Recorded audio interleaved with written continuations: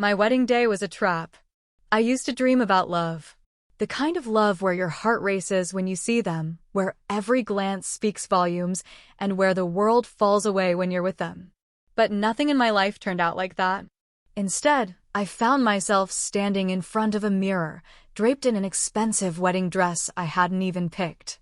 Gold embroidery shimmered across the cream-colored fabric, matching the heavy jewelry weighing down my neck. My reflection looked regal, composed. But inside, I was screaming. "It's time, Mira," my mother said softly, fixing my dupatta over my head. She smiled at me in the mirror. I didn't smile back. They called it a match made in heaven. I called it a business deal. My parents had arranged my marriage to Ayan Kapoor, a man I barely knew. We'd met exactly twice. Both meetings had been brief, awkward, and full of forced smiles. He was quiet, almost distant. I knew he ran a small textile business with his family. That's what they told me, anyway. Seemed decent, responsible, respectful, all the right boxes ticked. But I didn't love him. I wasn't even sure I liked him. And now, I was about to marry him. The ceremony was grand. Too grand. I remember the heat of the fire, the weight of everyone's eyes, the priest's chants blurring into the background as I sat beside a man who was now my husband. Ayan Kapoor. Tall, sharp jawline, calm eyes, mysterious, silent. He barely looked at me. When we took the vows, our hands brushed. I flinched. Not because he hurt me, but because it all felt so wrong. Chapter 2. A wedding night without words. Our wedding night was nothing like I had feared or expected. We walked into a beautifully decorated room filled with roses and soft lighting. But the atmosphere was cold. Not from the air conditioning, but from the emotional wall between us. He didn't touch me. "You can take the bed," he said, removing his watch and placing it on the nightstand. I stared at him, unsure. "What about you?" He shrugged. "I'll sleep on the couch." "It's fine." And just like that, he lay down and turned his back. I sat on the bed for a long time, numb. I didn't know whether to feel relieved or rejected. Eventually, I curled up under the heavy blankets and cried myself to sleep. Chapter 3. Strangers under one roof. Days turned into weeks. Ayan and I barely spoke. We ate breakfast in silence. He left early for work and came back late. When we did talk, it was polite, shallow conversations about the weather or dinner.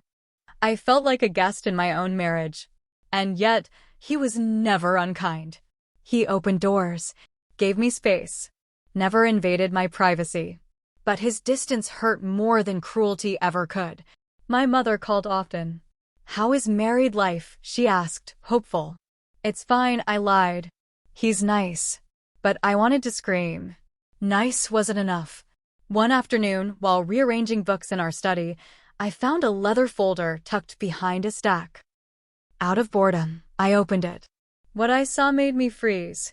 Documents, shareholder reports, international investments, company logos I recognized from news articles.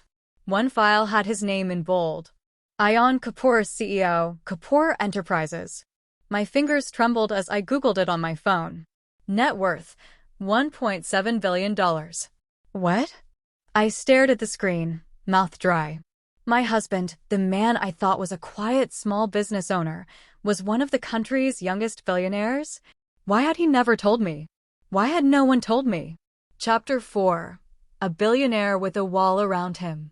That night, I couldn't sleep. I kept glancing at him, lying there on the couch. I finally got up and stood near him. "You lied to me," I said softly. He opened his eyes, calm. "I never said I wasn't who I am." "You let me believe you were normal," I whispered. "Why?" He sat up slowly. "Because people treat me differently when they know." "Did my parents know?" He hesitated. That told me enough. "Was I just a convenient deal for your image?" I asked. "No," he said firmly. "You were. Someone who didn't look at me like I was a brand. That mattered." I didn't know whether to feel flattered or used. He looked away. "You don't have to stay." That stung. I turned and walked back to the bed, furious. At him. At my parents.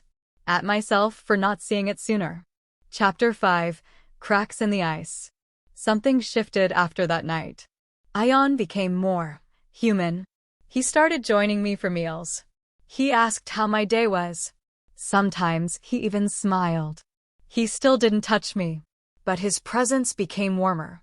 One day, I saw a calendar reminder on his phone, Ion's birthday. I baked a cake. A disaster of a chocolate mess with uneven frosting.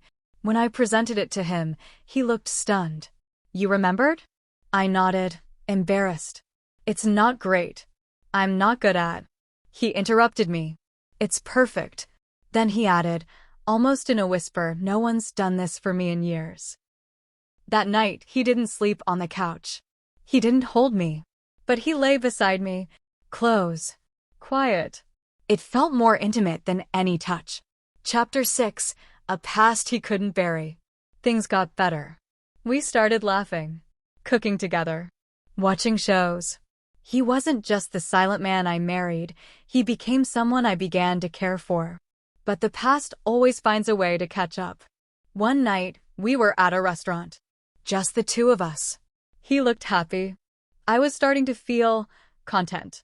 Then his phone buzzed. He glanced at it, excused himself, and stepped outside. Something told me to follow. I stood near the entrance, hidden behind a pillar. I told you not to call me, he said harshly.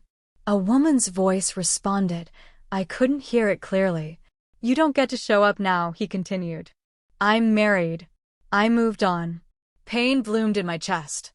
When he turned and saw me standing there, he froze. You were listening? Who was that? I asked, my voice brittle. He looked down. Someone I used to love. My stomach turned. Do you still? He didn't answer. That silence was louder than any truth. Chapter 7. Breaking the Illusion. I couldn't look at him the same way after that. Every smile felt fake. Every moment felt borrowed. That night, I packed a small bag. When he saw me at the door, his eyes widened. You're leaving? Yes, I said. I need space. He didn't stop me. He just stood there, silent as ever. And somehow, that hurt even more. Chapter 8. Love in Words. Weeks passed. I stayed with my friend Priya. Tried to forget. Failed miserably. One morning, a handwritten envelope arrived at the door. It was from Ion. Mira. I've never been good with words. I built walls so high, even I forgot what was behind them. But you saw me. You cared when you didn't have to. You remembered things no one else did. Yes, I had a past. I was hurt, broken, guarded. But then you baked that ugly cake. And I swear, that was the best thing anyone's ever done for me. I know I failed you. I know I pushed you away. But I miss you more than I thought possible. Come back if your heart still has space for a fool like me. Always yours. Ion. Chapter 9. The Return. I read the letter 100 times. And then I went home. He opened the door, stunned. I didn't say a word. Just handed him the letter. You meant it? I asked. He nodded, eyes glassy. Every word. And then, for the first time, he held me. It wasn't perfect. It was messy, tearful, and full of apologies. But it was real. Chapter 10. A New Kind of Love. A year later, our love story doesn't look like a fairy tale. We still argue. We still get distant sometimes. But now, we fight to come back. He tells me things. I tell him mine. We travel. We dance in the kitchen. We laugh. And every year on his birthday, I bake that same terrible cake. He says it still tastes like love. Because it does. Epilogue. They forced me to marry him. And I thought I was walking into a prison. But what I found was a man with a shattered heart who taught me that love isn't always loud. Sometimes it starts with silence. Sometimes it waits behind walls. And sometimes it looks like a billionaire sleeping on a couch to make his wife feel safe. I didn't marry the man I loved. I learned to love the man I married. And that made all the difference.